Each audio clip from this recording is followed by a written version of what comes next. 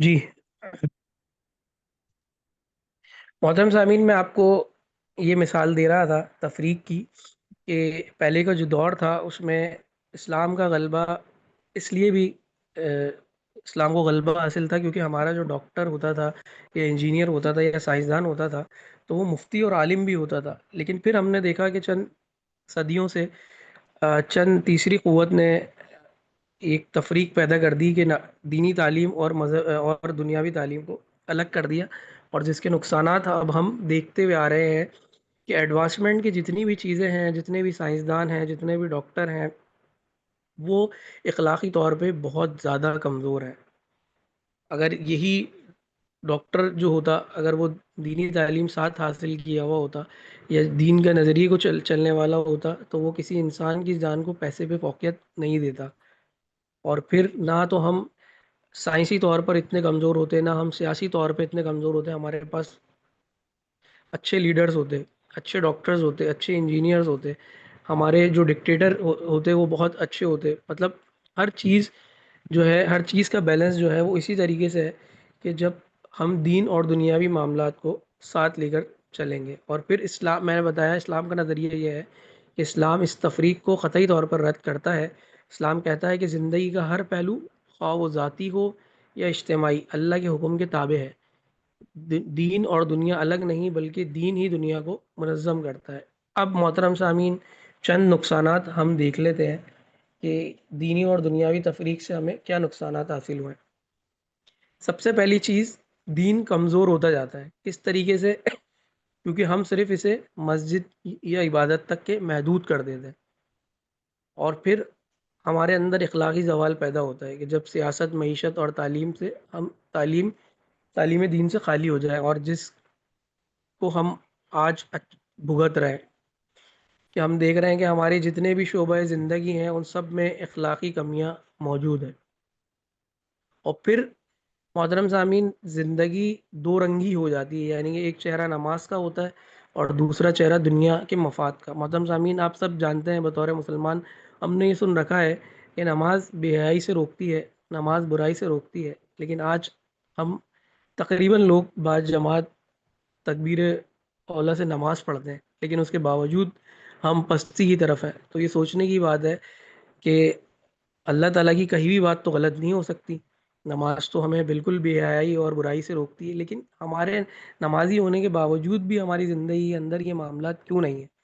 کیونکہ جب ہم نماز پڑھ رہے ہوتے ہیں تو ہمارے ذہنوں کے اندر بھی مفادی، دنیاوی مفاد کے خیالات چل رہے ہوتے ہیں کہ اب مجھے یہاں سے اتنا پیسہ بنانا ہے اور یہ کرنا ہے اور وہ کرنا ہے، کہ ہم نے نماز کو بھی صرف جو ہے بس وہ ایک پارٹ ٹائم جو ہے کر لیا کہ بھائی ہمیں یہ ادا کرنی ہے اور ہم اس سے جان چھڑا رہے ہیں. اس کے بعد عدل و انصاف ختم ہو جاتا ہے کیونکہ قانون وہی کی بجائے خواہش نفسی پر مبنی ہو جاتا ہے. محترم سامعین، اسلام نے جو سزائیں مقرر کی ہے، جیسے قتل کے اوپر سزائے موت اور چوری کرنے پر ہاتھ کاٹ دینا، اور جب ان سزاؤں کو جلادی سزائیں، جبری سزائیں قرار دے دیا جائے مغربی قوتوں کے کہنے پر، تو پھر آپ کیا سمجھتے ہیں کہ لوگ نشانہ عبرت بنیں گے؟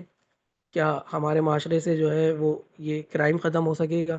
ہمارے معاشرے میں انصاف آ سکے گا؟ تو یہ سب ہمارے لیے سوچنے کی بات ہے. اور پھر اسلام میں دین و دنیا کی کوئی تفریق نہیں ہے. اسلام وہ دین ہے جو مسجد کے محراب سے لے کر عدالت، معیشت، حکومت تک کے رہنمائی کرتا ہے.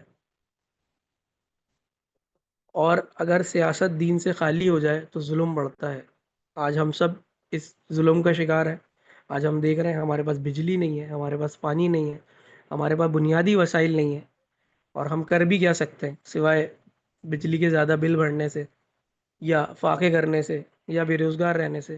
کیونکہ ہم نے دیکھ لیا نا، ہم نے تو سیاست کو دین سے الگ کر دیا، نہ ہم ظلم کے خلاف آواز اٹھاتے ہیں. اگر معیشت دین سے خالی ہو جائے تو سود، فریب اور لوٹ مار عام ہو جاتی ہے. محترم سامعین، اب کیا کسی بڑے کاروباری سے شکایت کی جائے یا بڑے سیاستدان سے شکایت کی جائے؟ اب تو ہمارا ٹھیلے والا بھی تول کے معاملے میں فرق کرتا ہے، کیونکہ اسے پتہ ہے کہ بھائی یہ تو اس کا تو دین سے کوئی تعلق نہیں ہے، یہ تو میری ذاتی زندگی ہے، اس میں جو میرا دل چاہے کروں، میں جس طرح چاہوں پیسے کماؤں. سود کو آج کوئی بھی برا بولنے والا نہیں ہے. اکثریت لوگ نماز پڑھتے ہیں، حج کرتے ہیں، عمرہ کرتے ہیں، لیکن آگے وہی سود سے اپنا حساب کتاب چلا رہے ہوتے ہیں. ہر چیز میں فریب لوٹ مار اتنی عام ہو گئی ہے کہ لوگوں نے اب اسے سمجھ لیا کہ بھائی یہ اس کا دین سے کوئی تعلق نہیں ہے، بس نماز پڑھ لیں گے، روزہ رکھ لیں گے، توبہ کر لیں گے، ہمارا کام ختم ہو جائے گا.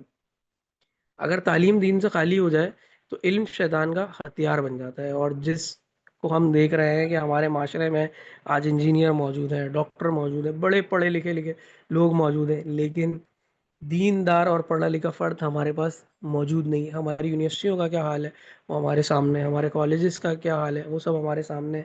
کہ اگر معذرت کے ساتھ یہ بات کہی جائے کہ غلط نہیں ہوگی، کہ اکثر برائی کی جو جڑ ہے وہ آج ہمارے تعلیمی اداروں سے پھیل رہی ہے، جہاں پہ نشہ، بے حیائی اور دیگر معاملات، سیکولرزم اور پتہ نہیں کیا کیا، کس طرح کی پارٹیاں اور کس طرح کے ایونٹس اور کس طرح کے دن جو ہے وہاں پہ منائے جاتے ہیں. اور پھر یہی ہوتا ہے کہ جب ان کے منشور میں دین شامل نہیں ہوتا تو پھر وہ اسی طرح سے شیطان کو اپنا پالاکار بناتے ہیں. اور اسی حوالے سے جو ہے اب ہمیں خبردار رہنے کی ضرورت ہے کہ دینی اور دنیاوی تفریق اسلام کی تہذیب کی جڑ کاٹ دیتی ہے. اب محترم سامعین، اسلامی تصور زندگی، اسلام کا پیغام بالکل واضح ہے کہ زندگی ایک ہے اور وہ مکمل طور پر اللہ کے لیے ہے. اب ہم اس کے اگینسٹ کیا جملہ سنتے ہیں کہ بھائی زندگی تو ایک ہی مرتبہ ملتی ہے، اسے کھل کے جینا چاہیے، اس میں جو دل چاہے وہ کرنا چاہیے. نہیں سامعین، زندگی ایک ہی ہے اور وہ مکمل طور پہ اللہ کے لیے. اسلام انسان کو سکھاتا ہے کہ دنیا میں رہ کر بھی وہ اللہ کی بندگی کرے، انصاف کرے، امانت دار بنے اور ہر کام کو عبادت کا درجہ دے. کیا میرا وہی سوال آپ سب سے ہے کہ کیا ہم اسلامی دائرے میں رہ کر اپنی زندگی کو انجوائے نہیں کر سکتے؟ کیا اسلام ہمیں انجوائے کرنے سے روک رہا ہے؟ کیا اسلام ہمیں ترقی سے روک رہا ہے؟ کیا اسلام ہمیں اچھا کپڑا پہننے سے روک رہا ہے؟ کیا اسلام ہمیں اچھی تعلیم حاصل کرنے سے روک رہا ہے؟ اسلام تو یہ چاہتا ہے کہ جتنے مسلمان اس زمین پر موجود ہیں وہ ایڈوانسمنٹ میں جائیں، وہ اچھی تعلیم حاصل کر سکیں، مسلمانوں کا پلڑا بھاری کر سکیں. لیکن ہم اب اس کے اگینسٹ جا رہے ہیں، اب ہم نے اسلام کو ہی اپنا دشمن بنا لیا. اور پھر سورہ بقرہ میں اللہ تعالیٰ جو ہے فرما رہے ہیں کہ اے ایمان والو، اسلام میں پورے کے پورے داخل ہو جاؤ. یعنی اسلام کو جزوی طور پر نہیں بلکہ مکمل نظام حیات کے طور پر اختیار کرو.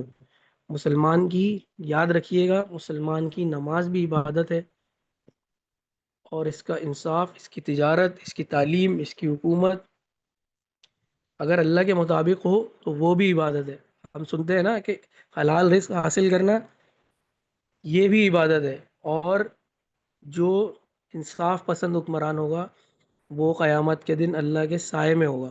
تو اب یہ بات تو اس بات کو بالکل تسلیم کر رہی ہے کہ حکومت ہو یا کوئی بھی معاملات ہو، اگر وہ اللہ کے حکم کے مطابق ہے تو وہ عبادت ہے. اسلام کہتا ہے دنیا کو چھوڑو نہیں بلکہ اسے اللہ کے قانون کے مطابق چلاؤ، یہی اصل دین ہے اور یہی کامیابی کا راستہ ہے. محترم سامعین، میں نے آپ کے سامنے سب سے پہلے جو تلاوت کی تھی اس کا ریفرنس میں بس اپنے گفتگو کے آخر میں آپ کے سامنے پیش کرتا چلوں کہ دو آیت اگر ہم اسے زندگی کا مقصد اپنی بنا لینا. سب سے پہلی آیت سورہ انعام کی 162ویں آیت ہے کہ بے شک میری نماز، میری قربانی، میری زندگی، میری موت سب اللہ کے لیے ہے جو تمام جہانوں کا رب ہے. اگر یہ ہماری زندگی میں پریکٹیکلی ہو جائے تو پھر آپ کو پتہ ہے کہ ہماری زندگی کا آخر کس طریقے سے ہوگا. وہ اس طریقے سے ہوگا کہ یا یہ تو نفس المطمئنہ، ہم سے کہا جائے گا اے اطمینان پانے والی جان، ارجعی الی ربی کی راضیۃ مرضیہ، اپنے رب کی طرف لوٹ چل، وہ تجھ سے راضی، تو اس سے راضی. فادخلی فی عبادی، داخل ہو جا میرے خاص بندوں میں. وادخلی جنتی، اور داخل ہو جا میری جنت میں. جو کچھ سنا اللہ تعالیٰ اس پہ ہمیں عمل کی توفیق عطا فرمائے. جزاک اللہ.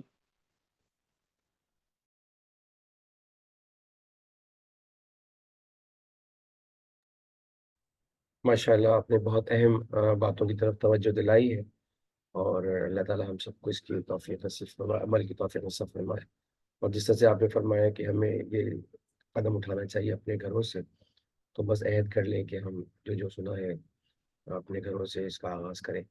خاص طور پر اپنے بچوں کو جو ہے ہم اپنی بہتر تربیت کے لیے، جس طرح سے حالات چل رہے ہیں ہمارے سامنے ہیں، تو بہت ضروری ہے کہ ہم جو غلطیاں ہم نے کی ہیں وہ اپنے بچوں پہ نہ دہرائیں. بہت بہت شکریہ، جزاک اللہ، آپ نے اپنی بہت قیمتی وقت نکال کر آپ نے بہت اہم باتوں کی طرف توجہ دلائی ہے. جزاک اللہ، بہت بہت شکریہ. السلام علیکم.